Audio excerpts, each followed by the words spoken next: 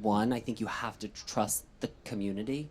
Like, I think you have to lean into community engagement to ensure that like what you're building is actually going to resonate with the community that you're trying to engage with. So like first and foremost, like find partners that enable you to connect with the community, be it the relationships that they already have, or when you're meeting with partners, ensuring that that's a part of their plan, because I think that's going to set you up for success.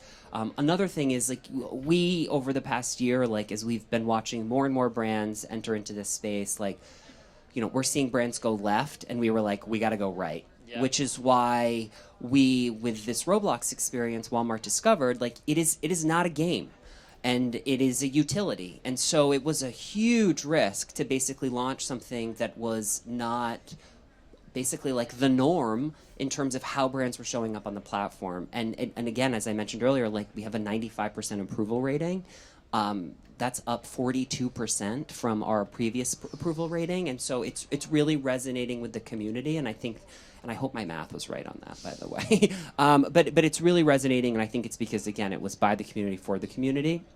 And then lastly, I think, you know, as you think about like your KPIs, going back to what I said earlier, which is that like we are living in an attention economy, like thinking through what KPIs are going to set you up for success, and as you share what you've learned and sort of how you're tracking against those KPIs with leadership, making sure at the beginning the foundation of what you're looking to test against is established, makes sense, and is really thinking through that like attention economy piece of it. I spoke to somebody last week, and this is kind of aligned to this attention economy piece, which was that we're starting to go from like brand loyalty to experience loyalty.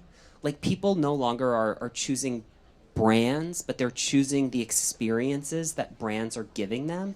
And I think that that's really interesting. And I think that it's obviously the day-to-day experience that you have with a brand, be it in our store or our website or any other brand store or website, but it's also these incremental experiences that give you that, oh shit, this is Walmart moment, that hopefully help drive experience loyalty for Walmart that leads to just long-term preference as it relates to the retail ecosystem.